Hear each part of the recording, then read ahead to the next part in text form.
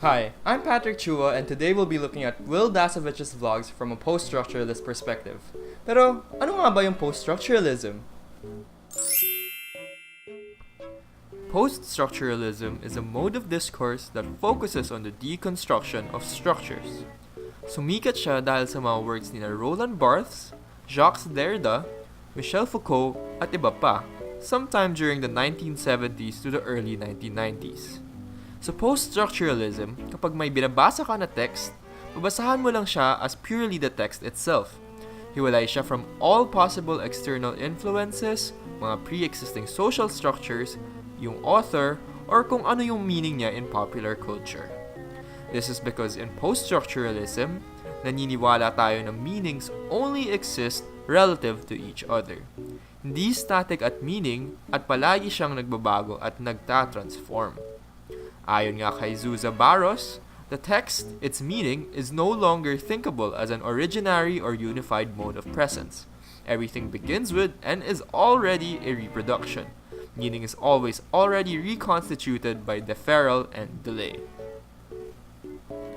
For example, to critique the Bible traditionally would be to study it as a holy book deeply rooted in religious context. In post-structuralism, hindi na tinitingnan yung konteksto o yung history ng isang text.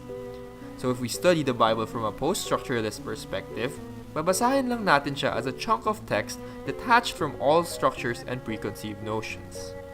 Ibig sabihin nito, pwede natin basahin yung Bible as let's say, the 12 disciples and their fetish towards Jesus Christ. Basically, marami ang posibleng interpretasyon ng isang text because you use the text to critique itself. Ito'y dahil sa post-structuralism, endless and unstable ang meaning.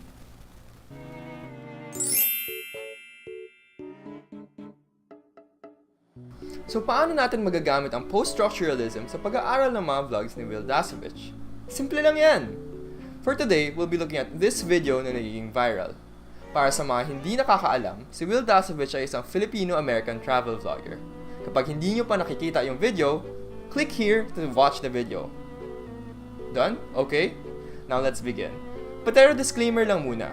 I personally think that Wil Dasovich is a great vlogger and I have nothing against him. What we'll be discussing today was created to start an academic discussion on how a post-structuralist critique could be used in something as random as a vlog.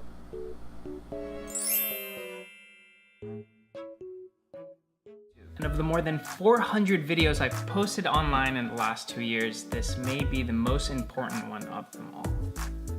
So sinasabi ni Wil na this may be the most important one of all of his videos. Make sure to remember this as we proceed. I understood that I had a passion for entertaining, I just didn't know how to reach a larger audience and take things to the next level. I did know one thing. I had to be different. Every day I constantly reminded myself, don't sit around and wait for opportunity, go out and create it yourself.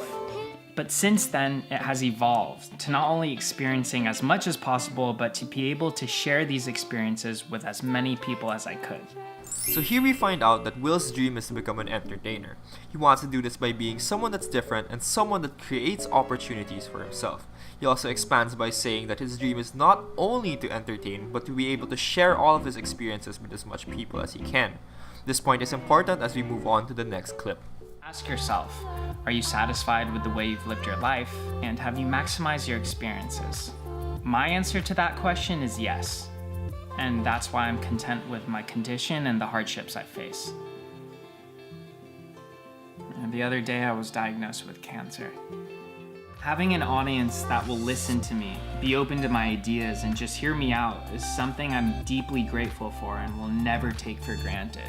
And it's one of my main sources of happiness, which is why I choose to continue vlogging as long as I'm able to. Sa wakas, we learned that the point of Wil's most important video is that he now has cancer.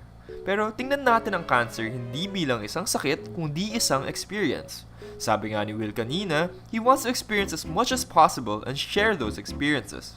Yung pagkakaroon ng cancer ni Wil is him creating his own opportunity to be different as an entertainer. In short, ang pagkakaroon ng cancer ay isang nagkakaibang experience na pwedeng gamitin to entertain. He even says that he'll continue vlogging for as long as he can. I know a lot of people are gonna ask me if there's anything they can do for me to help me feel better.